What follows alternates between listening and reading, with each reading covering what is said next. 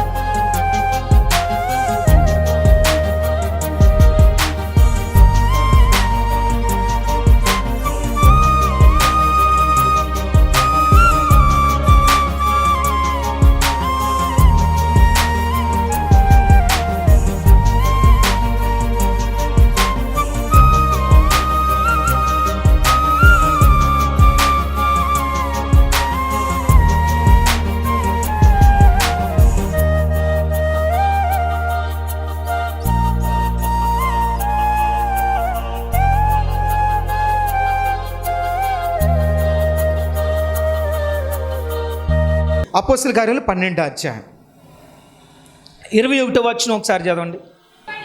నియమింపబడిన దినమందు హేరోదు రాజవస్త్రములు ధరించుకుని న్యాయపీఠం మీద కూర్చుండి వారి ఎదుట ఉపన్యాసము చేయగా జనులు ఇది దైవ స్వరమే కానీ మానవ స్వరము కాదని కేకలు వేసిరి.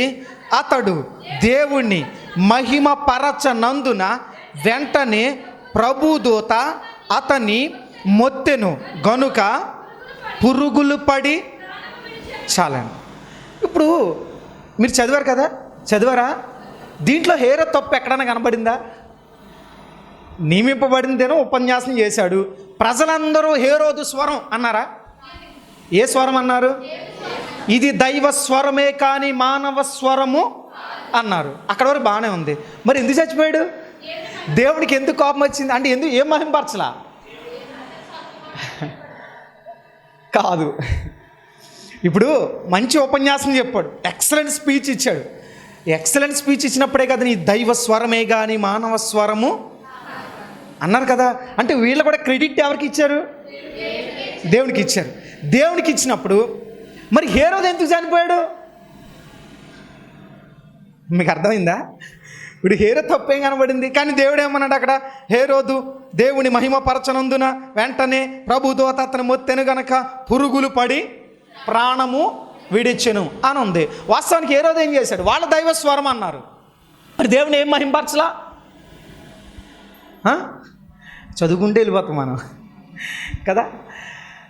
అప్పుడు హేరోదు చెప్పాల్సింది ఏంటంటే యాస్ ఇప్పుడు మాట్లాడింది ఎవరు? దేవుడే అని క్రెడిట్ ఎవరికి ఇవ్వాలా?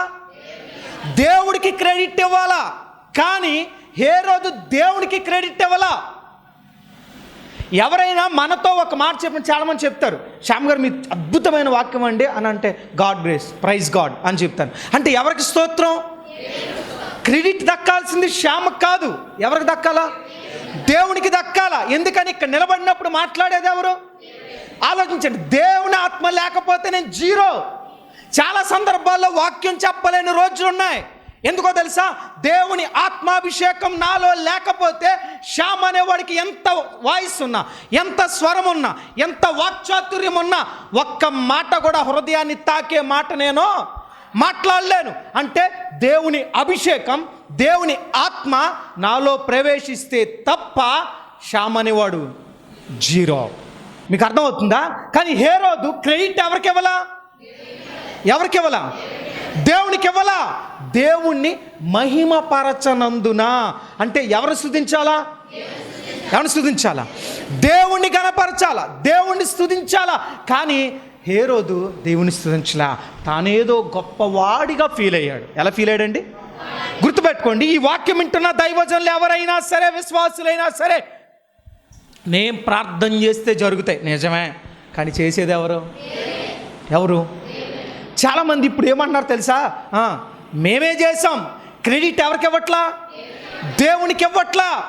వాళ్ళు మహిమ పొందడానికి ఇష్టపడ్డారు. ఒకనాడు పౌలు బర్నబా కూడా ప్రాంతానికి వెళ్ళారు. ఒక్కసారి చదువుదారండి. 14వ అధ్యాయం అపోస్తలుల కార్యములు 7వ వచనంలో కొన్ని మాటలు చదువుదాం ఒకసారి.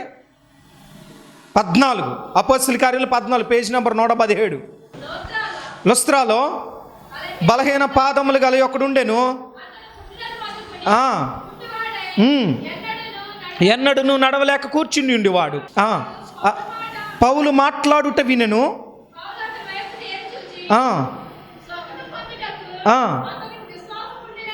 గ్రహించి నీ పాదములు మోపి సరిగా నిలువమని బిగ్గరగా చెప్పినప్పుడు అతను గంతులు వేసి నడవసాగాను.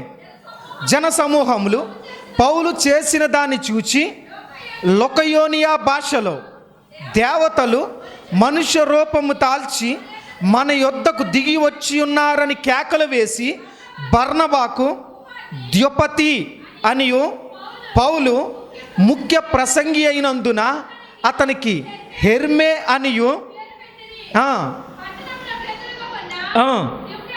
ద్యుపతి యొక్క పూజారి ఎడ్లను పూదండలను ద్వారముల యొద్దకు తీసుకుని వచ్చి సమూహముతో కలిసి బలి అర్పింపవలెనని యుండెను. అపోస్తులైన బర్నబాయు పౌలును ఈ సంగతి విని తమ వస్త్రములు చించుకుని సమూహములోనికి చొరబడి, అయ్యలారా, మీరెందుకు ఇలాగు చేయుచున్నారు? మేము కూడా మీ స్వభావం వంటి స్వభావము గల నరులమే. మీరు ఈ వ్యర్థమైన మాటిని విడిచిపెట్టి ఆకాశమును భూమియు సముద్రమును వాటిలో ఉండు సమస్తమును సృజించిన జీవము గల దేవుని వైపు తిరగవలెనని మీకు సువార్త చాలండి. చూడండి, ఈ సంఘటన మనకు అర్థమవుతుంది. లుస్త్రా అనే ప్రాంతంలో ఎవరున్నారంట? బలహీన పాదములు కలిగిన వాడు. ఏ పాదములు కలిగిన వాడు? పుట్టినప్పటి నుంచి కుంటోడంట. ఎప్పటి నుంచి అండి అంటే చూడండి, పుట్టినప్పటి నుంచి కుంటోడిని ఎవరు బాగు చేయలేకపోయారు, కానీ ఎవరు బాగు చేశారు? పౌలు బర్నబా ఆ ప్రాంతానికి వచ్చారు, చూశారు. అతను చూసినప్పుడు అతనికి ఒక విశ్వాసం ఉంది. ఏముందండి? విశ్వాసం ఉంది. విశ్వాసం ఉందని ఎవరు గ్రహించారు? గ్రహించారు. అంటే దైవజనులకు అర్థమవుద్ది వీళ్ళకి విశ్వాసం ఉందా లేదా అనే విషయం అర్థమవుతుంది. సో అర్థమైంది, వాళ్ళకి అర్థమైంది. కాబట్టి వెంటనే నువ్వు ఏమన్నాడు ఆయన? నీ పాదములు మోపి సరిగ్గా నిలబడమన్నాడు.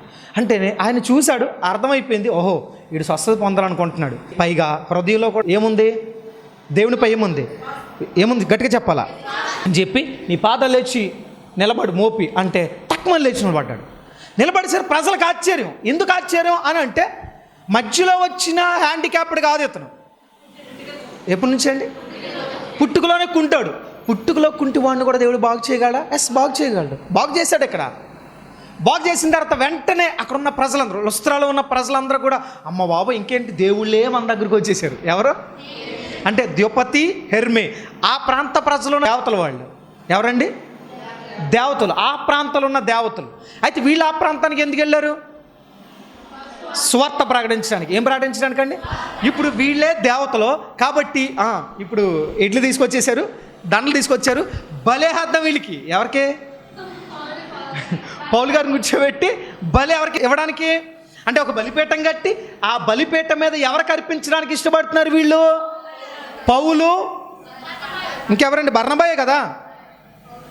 పౌలు, బర్నబా వాళ్ళిద్దరికీ బలి ఇవ్వడానికి రెడీ అయిపోయారు. సహజంగా బలి ఎవరికి అర్పిస్తారు? దేవుడికి అర్పిస్తారు. వీళ్ళిద్దరు అయ్యేసరికి సహజంగా ఈ ట్రెండ్లో ఉన్న దైవ సేవకులు అయితే ఏమంటారు? ఇప్పుడు రండి, బలిచ్చేయండి, మేమే ఏం చేసినా మేమే, రండి. ఈ రోజులు ఎలా లేరా? ఉన్నారా లేదా? కానీ వీళ్ళు చూడండి, అసలు పౌలు గారి యొక్క అద్భుతమైన ఆత్మీయత ఏంటో ఒక్క సంఘటనలో మనకు అర్థమవుద్ది. వాళ్ళు ఏం చేశారు తెలుసా? ఇంత క్రెడిట్ ఇస్తున్నారు. అయ్యా మీరు దేవుళ్ళయ్యా, మా ప్రాంతానికి వచ్చారు, మిమ్మల్ని పూజించినవ్వండి, మిమ్మల్ని ఆరాధించినవ్వండి, మీకు బలి అంటే సహజంగా ఎవరైనా ఒప్పేసుకుంటారు. ఒప్పుకుంటారు లేదా? ఒప్పుకుంటారు. ఈ రోజుల్లో కూడా దైవ సేవకులు ఏం చేస్తున్నారు? అద్భుతాలు చేసి రండి అని చెప్తున్నారు, తప్పులేదు. కానీ క్రెడిట్ ఎవరికి ఇవ్వట్లా? ఎవరికి ఇవ్వట్లా? దేవుడికి ఇవ్వట్లే. క్రెడిట్ దేవుడికి ఇచ్చేవాళ్ళు అయితే అద్భుతాలు చేసినా, స్వస్థతలు చేసినా, వాక్యం చెప్పినా బిబిలికల్గా ఉండాలి. అంటే బైబిల్ బోధకు అనుగుణంగా ఉండాలా. నువ్వు చేసే భక్తి, నువ్వు చేసే సేవ, చేసే అద్భుతాలు దేనికి అనుగుణంగా ఉండాలా? బైబిల్కి అనుగుణంగా ఉండాలి. అంటే దేవుని యొక్క చిత్తం ఏంటో దేవుడు ఎక్కడ రాసించాడు? బైబిల్లో రాసించారు. అంటే బిబిలికల్గా ఏది ఉందో అది మనం చేయాలి. కానీ ఈ రోజున సేవకులు చాలా కొంతమంది చేస్తున్నారా? చేయట్లే. బైబిల్లో లేని కొత్త బోధలు, బైబిల్లో లేని వింత బోధలు, బైబిల్లో లేని వింత అద్భుతాలు ఈ రోజుల్లో వస్తున్నాయి. రావట్లేదా? వస్తున్నా లేదా? ఈ రోజున ఈ అద్భుతాల గురించి ఎంత ట్రోల్ జరుగుతున్నాయండి. అద్భుతాలు లేవా? అద్భుతాలకు మనం వ్యతిరేకమా? మనం ఎన్నో అద్భుతాలు చూస్తుంటే ఎన్నో అద్భుతాలు మన కళ్ళ ముందు జరిగాయి. మన పరిచర్లు ఎన్ని జరిగాయి, అవునా కాదా? కానీ ఇప్పుడు బిబిలికల్గా లేవు. ఎలా ఉన్నాయి? ఒక ఆయన అంటాడు ప్రార్థనా తైలాన్ని రాసిచ్చాడంట, బట్ట తల మీద వెంట్రుకలు మొలిచేసినాయి అట. బైబిల్లో ఇది ఎక్కడన్నా ఉందండి? మీరు వచ్చి అయ్యా బట్టతలు ఉందయ్యా వెంట్రుకలు మొలవడానికి ప్రార్థన, ఇది అద్భుతమా? ఈ అద్భుతాలు చేయడం ఏంటి? మీరు విచిత్రం చేసి ఈ డైరెక్ట్ సాక్ష్యాలు చెప్తున్నారండి, లైవ్లో పెట్టి సాక్ష్యాలు చెప్తున్నారు. మరి ఎవరి నామ అవమానపరచబడుతుంది? నిజం వాస్తవంగా చెప్తున్నా. ఎందుకు ఈ రోజున అన్య జనాంగానికి మనం రోల్ మోడల్గా ఉండలేకపోతున్నాం అని అంటే బిబ్లికల్గా ఉన్న వండర్ జరగట్లా, బిబ్లికల్గా ఉన్న అద్భుతాలు జరగట్లా. ఎవరికి నచ్చిన పందాల వాళ్ళు అద్భుతాలు చేస్తానంటే కుదరదు, నచ్చినట్టు భక్తి చేస్తానంటే కుదరదు, నచ్చినట్టు సేవ చేస్తానంటే కుదరదు. దానికి ఒక ప్రాసెస్ ఉంది, దానికి ఒక నియమ నిబంధనలు ఉన్నాయి. నాకు నచ్చినట్టు నేను చేస్తానంటే కుదరదు. అది ఇక్కడ మాత్రం కుదురుతుందా? కుదరదు. అసలు అర్థం కాని విషయం. బట్టతలకు అద్భుతం ఏంటండి? ఆ బట్టతల కోసం ప్రార్థన ఎవడు చేయమన్నాడు? అసలు అది సైంటిఫిక్గా వచ్చేదే ఒక వయసుని బట్టి సహజంగా వస్తూ ఉంటుంది. ఇప్పుడు ఒక 60 ఏళ్ళోడు వచ్చి అయ్యా ముడతలు రాకుండా ప్రార్థన చేయండి, ముడతలు రాకుండా, నీకు 60 ఏళ్ళు రా, ఇంకా ముడతలు రాకుండా ప్రార్థన చేయమంటే ఇది అవ్యకం కాదా? దేవుడి చిత్తానికి వ్యతిరేకమైన అద్భుతాలు కాదా? వీటి కొరకు కూడా ఇప్పుడు in the name of Jesus ఇప్పుడు ముడతలు అంటే అది ఇవేమో అద్భుతాలు మళ్ళీ లైవ్లో చేస్తున్నారు ఈ దిక్కుమల్లవన్నీ. అసలు అది చాలా విచిత్రమైన విషయాలండి. ఇలాంటి పనికి మాలిని అన్నీ కూడా తీసుకొచ్చి అది నిజంగా చెప్తున్నా, ఈ రోజున స్వస్థతలు వాక్యానుసారం జరుగుతున్నాయా? యేసయ్య ఏం చేశాడు? గుడ్డోళ్ళని బాగు చేశాడు, కుంటోళ్ళని బాగు చేశాడు, క్యాన్సర్ పేషెంట్ బాగు చేశాడు, మూర్ఛ రోగులను బాగు చేశాడు. ఇవే కదా దేవుడు చేసిన అద్భుతాలు. అలనాడు దైవజనులు కూడా అంతే కదండి. యోహాను పేతురు తెల్లని వస్త్రాలు కట్టుకుని వెళ్తూ ఉంటే ఒక ప్రాంతంలో శృంగారం అనే దేవాలయం దగ్గర వాళ్ళ వైపు తేరిపార చూస్తాడు. ఎందుకని సేవకులు చాలా రిచ్గా ఉన్నారు, వీళ్ళు మంచి తెల్లని వస్త్రాలు ధరించుకున్నారు, డబ్బులు ఏమైనా దొరికితే నాశపడతారు. నాయన నువ్వు ఎక్స్పెక్ట్ చేసినట్టు మా వస్త్రాలను చూసి నువ్వేం మోసపోకో, మేము పైకి అఫీషియల్గా ఉంటాం, లోపల మ్యాటర్ ఏమీ లేదు ఫైనాన్షియల్గా, కాబట్టి మాకున్నది ఏదో మీకు ఇస్తాం అన్నారు లేదా అండి? ఆ డబ్బులు ఎక్స్పెక్ట్ చేశాడు. కానీ డబ్బుల కంటే గొప్ప కార్యాలు, గొప్ప దేవుడు మాలో ఉన్నాడు అని చెప్పి వెంటనే దేవుని నామమున, యేసు నామమున లేచినాడు అన్నాడు. వాడు దిగ్గున లేచాడట. ఎలా లేచాడండి? అంటే దేవుని మహిమ పరిచారు వాళ్ళు. యేసు నామములో లే అన్నారు లేదా? అంతేగాని నేను ప్రార్థన చేస్తున్నా లే అన్నారా? అన్లా. ఎవరి నామంలో? యేసు నామంలో ప్రార్థన చేస్తున్నంటే మహిమ ఎవరికి ఇచ్చారు? పేతురు. ఇక్కడ పౌలు ఎవరికి ఇచ్చారు మహిమ? హేరోదు మహిమనివ్వలా. ఈ రోజున చాలా మంది సేవకులు దేవుడికి మహిమనివ్వట్లా. విచ్చలవిడి బోధలు జరుగుతున్నాయి. నేను మళ్ళీ చెప్తున్నా, భక్తి చేసే నువ్వైనా సేవ చేసే మేమైనా నాకు నచ్చినట్టు నేనుంటా, నాకు నచ్చిన పద్ధతిలో నేను చేస్తా కుదరదు. నీకు నచ్చినట్టుంటే ఇక్కడికి రావద్దు. ఎవరికి నచ్చినట్టు బ్రతకడానికి రావాలి? దేవునికి నచ్చినట్టు సేవ చేయి. దేవునికి నచ్చినట్టు బ్రతకడానికి మనం వచ్చాం. ఆయన నియమ నిబంధనలకు లోబడే మనం బ్రతకాల. నాకు నచ్చినట్టు ఉంటానంటే కుదురుతుందా? కుదరదు. ఇప్పుడు పౌలు వాళ్ళని చూసి వెంటనే ఏం చేశారు తెలుసా? బలి అర్పించబోయారు. ఏమర్పించబోయారండి? బలి అర్పించబోయారు. బలి అర్పించబోయేసరికి వాళ్ళు అబ్బా ఇంత క్రెడిట్ మాకు వచ్చేస్తుంది కదా, రండి మమ్మల్ని ఆరాధించండి అన్నారా? పౌలు బార్నబా ఏం చేశారు తెలుసా?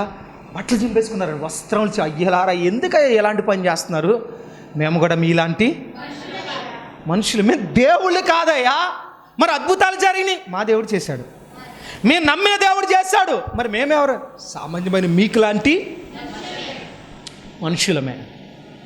మీకులాంటి మనుషులు, మీకులాగా రక్త మాంసాలు కలిగిన మనుషులమే, కానీ మాలో ఉన్న దేవుడు మాత్రం గొప్పవాడు అని చెప్పి క్రెడిట్ అంతా ఎవరికి ఇస్తున్నారండి? ఇప్పుడు వీళ్ళు ఏమన్నారు తెలుసా? మేము కూడా మీ స్వభావం అంటే స్వభావము గల నరులమే. ఎవరమండి? ఇప్పుడు చెప్పండి. శాహకులుగా మేము కూడా ఎవరమే? మనుషులమే. కానీ మమ్మల్ని నియమించింది, మమ్మల్ని వాడుకున్నది, మమ్మల్ని వాడుకుంటున్నది, మా ద్వారా అద్భుతాలు చేయించేది, మా ద్వారా హృదయాలు మార్చేది ఎవరు? ఎవరండి? అంటే ఇప్పుడు క్రెడిట్ అంతా ఎవరికి ఇస్తున్నాడు?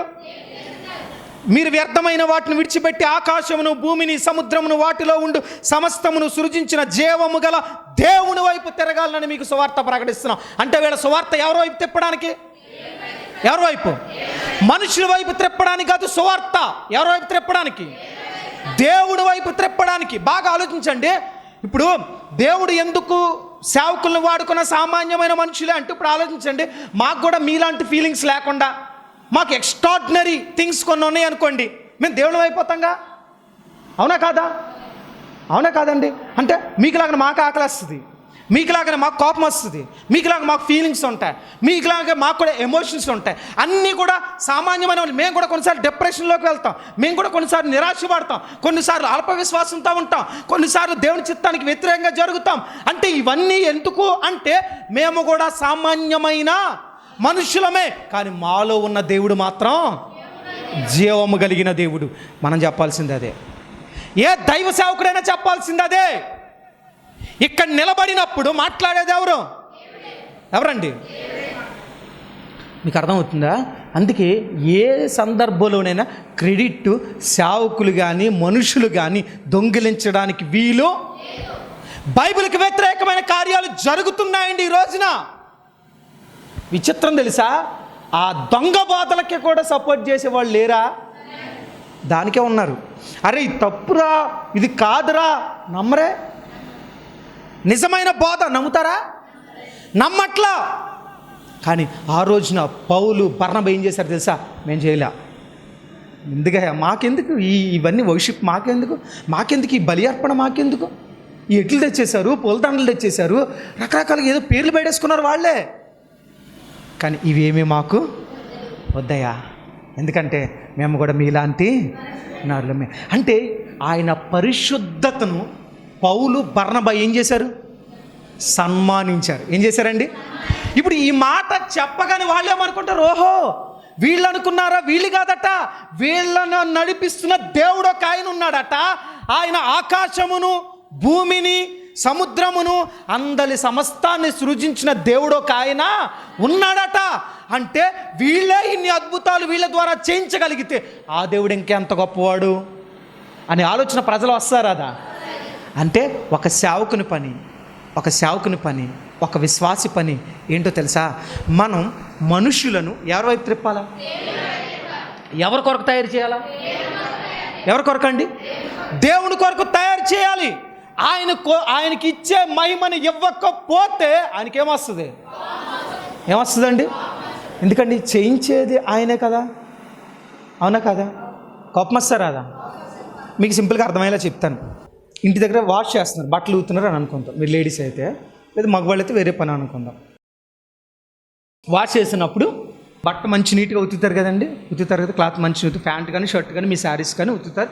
ఆరేసిన తర్వాత ఒకవేళ దేవుడు ఆ వస్త్రానికి నూరిచ్చాడు అనుకోండి, ఆ వస్త్రం వచ్చి అబ్బా సబ్బు నేను ఎంత శుభ్రం చేసిందో అందనుకోండి, మీరు ఏమంటారు?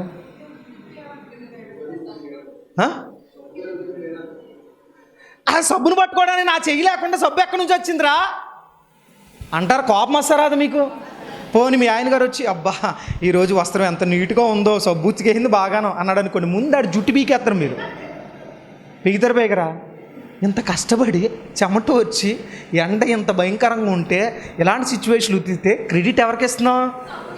కోపం వచ్చిందా లేదా? వస్తుంది ఖచ్చితంగా. ఇప్పుడు మీ ఇంటికి మీ భర్త బిర్యానీ తీసుకొచ్చి తినవే అన్నాడు.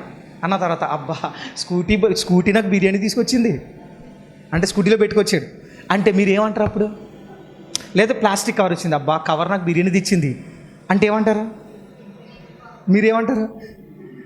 మొహం పగిలిపోద్ది. ఇంత కష్టపడి డబ్బులు ఖర్చు పెట్టుకుని స్కూటీలో పెట్టుకుని కవర్లో పెట్టుకుని ఇస్తే కవర్ తెచ్చిందంటావా? అసలు బుద్ధి జ్ఞానం ఏమైనా ఉందా నీకు? ఒళ్ళు మండిపోద్ది, బిర్యానీ నేను తినేస్తాను, నీకు లేదు బిర్యానీ అంటాడు.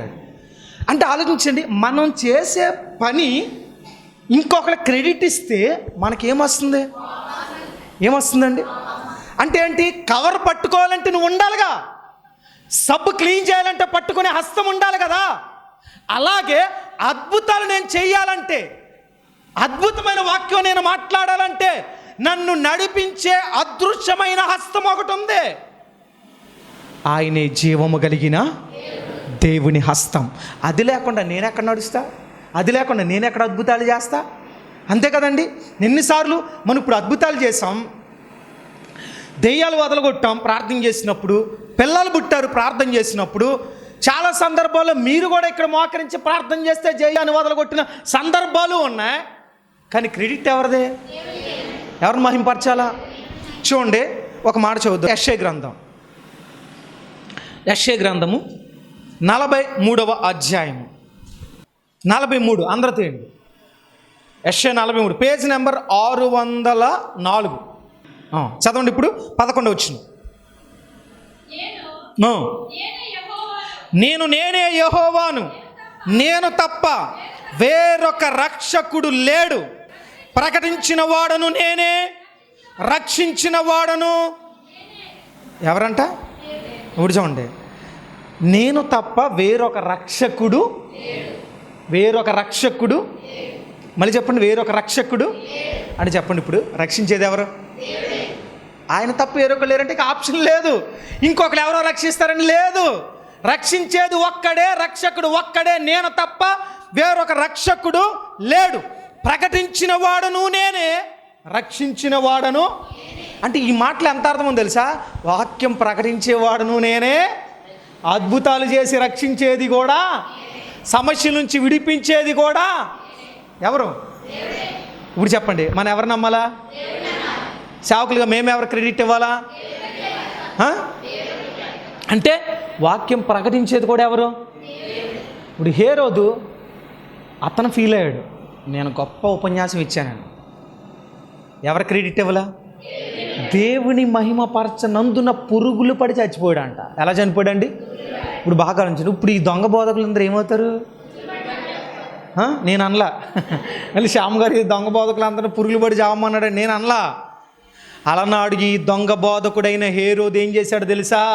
పురుగులు పడి, గుర్తుపెట్టుకోండి, అద్భుతాల వైపుగా ఆకర్షితులు అవుతున్నారా? దేవుని చిత్తానికి దూరంగా జరిగి అద్భుతాలు చేసే మనుషుల వైపుగా ఆకర్షించబడ్డం వాక్యానుసారము కాదు. అలనాడు మోషే ఎందుకెళ్ళా? మేము రప్పించాలా అన్నాడు.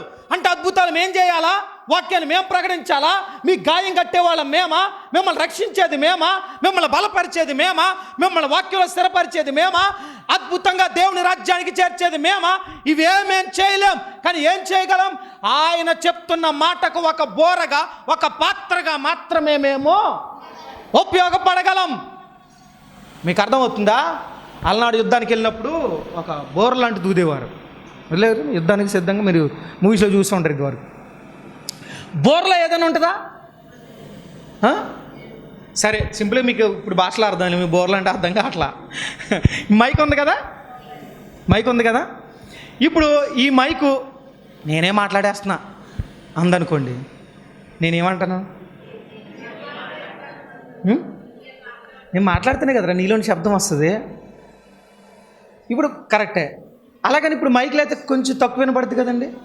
అంటే నా వాయిస్ మీకు రీచ్ అవ్వడం కోసం, మీ అందరికీ స్పష్టంగా అర్థం అవ్వడం కోసం నేను ఏం ఉపయోగించుకున్నాను? దేవాది దేవుడు కూడా స్వయంగా వచ్చి మాట్లాడ్డు కాబట్టి మధ్యలో ఎవరిని ఉపయోగించుకున్నాడు ఇప్పుడు? అంటే నేను మైక్ని, మాట్లాడేది ఎవరు? నేను ప్రార్థన చేస్తాను చెయ్యి ఉంచి, కానీ ఆ ప్రార్థనలో పరిశుద్ధాత్మ అభిషేకాన్ని ఇచ్చి స్వస్థపరిచేది ఎవరు? నేను నంద్యాలలో ప్రార్థన చేసినప్పుడు అన్న ఒక మాట చెప్పాడు, పాస్టర్ గారు మీ హ్యాండ్ టచ్ చేస్తే ఏదో కరెంట్ షాక్ కొట్టినట్టు అనిపించింది అన్నాడు. ఆ రోజు దెయ్యం వదలగొట్టినప్పుడు చాలామంది పట్టుకున్నారు కదా, ఆ రోజు మీరు చాలామంది దెయ్యాన్ని పట్టుకున్నారు. అప్పుడు నేను అన్న, ఇప్పుడు నాకే తెలియలే, అన్న చెప్పాడు, ఇప్పుడు ఈ షాక్ నాదా? అంటే అభిషేకం ఎవరిది? ఎవరిదండి? అందుకే ఆ రోజు పెద్దగా మనం హంగం ఏం చేయలేదు కదా దానికోసం. నాకు తెలుసు అద్భుతాలు చేయగలిగేది ఎవరండి? కానీ ఈనాటి ప్రజలకు ఎందుకు అర్థం కావట్లా? అద్భుతాలు చేసే దేవుని దగ్గరికి వెళ్ళడం మానేస్తున్నారు. అర్థమవుతుందా? ప్రభువును రక్షకుడైన యేసుక్రీస్తు వారి ప్రేమ కలిగిన నామములో మీ అందరికీ శుభాభివందనాలు తెలియజేస్తున్నాను. మరి ఈ రెండంచుల ఖడ్గం అనే యొక్క ఆధ్యాత్మిక కార్యక్రమాన్ని మీరు వీక్షిస్తూ ఎంతమంది బలపడుతున్నారు. ఇప్పటికే ఎన్నో కుటుంబాలు కట్టబడ్డాయి, ఎంతోమంది యవన బిడ్డలు మార్చబడ్డారు. అలాంటి భారభరితమైన సువార్త పరిచర్య కొరకు మరి ఈరోజు సహకరించిన కొరపాటి వెంకట్రావు గారు, వారి కుటుంబాన్ని బట్టి నేను ఎంతో దేవుణ్ణి స్తుతిస్తున్నాను. మరి వారి కొరకు, వారి కుటుంబం కొరకు చిన్న ప్రార్థన చేస్తాను. మీరందరూ కూడా ఈ ప్రార్థనలు ఏకీభించండి. మహాపరిశుద్ధుడా, మీ పరిశుద్ధ నామానికి వందనాలు ప్రభువా. మరి కొరపాటి వెంకట్రావు గారు, తిరుగుడుమెట్ట ప్రభు, తాళ్ళపూడి మండలం, ఆ ప్రాంతం నుంచి ఈ సువార్త అనేక మంది హృదయాలను బలపరచాలి, అనేక మందిని మార్చాలనే ఉద్దేశంతో మరి వారి గుప్పులు విప్పి ఈ పరిచర్య కొరకు సహకరించారు. దేవా, ఎంతైతే ఈ పరిచర్య కొరకు గుప్పులు విప్పారో అంతకంతకు రెట్టింపు ఆశీర్వాదంతో ఆ కుటుంబాన్ని నింపండి ప్రభు. వారి కుటుంబంలో బిడ్డలు సమస్తాన్ని మీరు దీవించి ఆశీర్వదించి బలపరచమని యేసుక్రీస్తు నామములో ప్రార్థిస్తూ వెంకట్రావు గారు వారి కుటుంబాన్ని మీ చేతులకు అప్పగిస్తున్నాం మా పరమ తండ్రి, ఆమేన్. ఇంకా మీలో ఎవరైనా అన్న ఈ పరిచర్య ద్వారా మేము ఎంత ఆత్మీయంగా బలపడుతున్నాం, మాలాంటి అనేక మంది బిడ్డలు బలపడతారు కనుక ఈ భారభరితమైన సువార్త పరిచర్యకు మేము సహకరిస్తాం అనుకుంటే కిందున్న నెంబర్లకు మీరు కాల్ చేసి తెలియపరచాలని ప్రభు పేట తెలియజేస్తున్నాను. మరొకసారి ఈరోజు ఈ యొక్క ఆధ్యాత్మిక కార్యక్రమానికి సహకరించిన కొరపాటి వెంకట్రావు గారు, వారి కుటుంబానికి ఒక సేవకుడిగా ఈ బేతెల్ మినిస్ట్రీస్ తరపున ప్రత్యేకమైన వందనాలు తెలియజేస్తున్నాను. God bless you, God bless you all. ఈ యొక్క ఆధ్యాత్మిక కార్యక్రమంలో ఈ వాక్యం ద్వారా మీరు బలపడినట్లయితే ఈ కార్యక్రమాన్ని ప్రోత్సహించండి, బలపరచండి. అలాగే మీ సమస్యలు ఏమైనా తెలియచేయాలి అని ఆశపడితే ఈ స్క్రీన్పై స్క్రోల్ అవుతున్న నెంబర్లకు మీరు కాల్ చేయండి. అలాగే మీ ప్రార్థన అవసరాల కొరకు ప్రేయర్ చేయడానికి సేవకుడిగా నేను ఇప్పుడు సిద్ధంగా ఉన్నాను. అలాగే నా వర్తమానాలు మీ ప్రాంతాల్లో వినబడాలి అని ఆశపడితే ఎవరైనా సరే దైవ సేవకులు కానీ మరి ఎవరైనా ఈ స్క్రీన్పై కనబడుతున్న ఈ నెంబర్లకు మీరు కాల్ చేయొచ్చు అని ప్రభు పేరిట తెలియజేస్తున్నాను. అలాగే నా వర్తమానాలు మీరు ఇంకా వీక్షించాలి అని ఆశపడితే బ్రో ఎం శ్యామ్ అనే యూట్యూబ్ ఛానల్ ద్వారా కూడా నా వర్తమానాలు అనేకమైన యూట్యూబ్లో ఉన్నాయి కనుక వాటిని కూడా మీరు వీక్షించి ప్రభు యొక్క దీవెనలు పొందుకోవాలని, ఆధ్యాత్మికంగా బలపడాలని ప్రభు పక్షాన తెలియచేస్తున్నాను. ఈ దీన సేవకుడి కొరకు, ఈ దీన పరిచర్య కొరకు మీ యొక్క అనుదిన ప్రార్థనలో జ్ఞాపకం చేసుకోవాలని ప్రభు పేరిట మీ అందరినీ కూడా తెలియచేస్తున్నాం. God bless you, God bless you all. దేవుడు మిమ్మల్ని దీవించునుగాక. ఆమేన్. మా అడ్రస్ బేతేలు ప్రార్థనా మందిరం, ఇందిరా కాలనీ, జీడిపిక్కల ఫ్యాక్టరీ ఎదురుగా, దొండపూడి రోడ్, గోపాలపురం.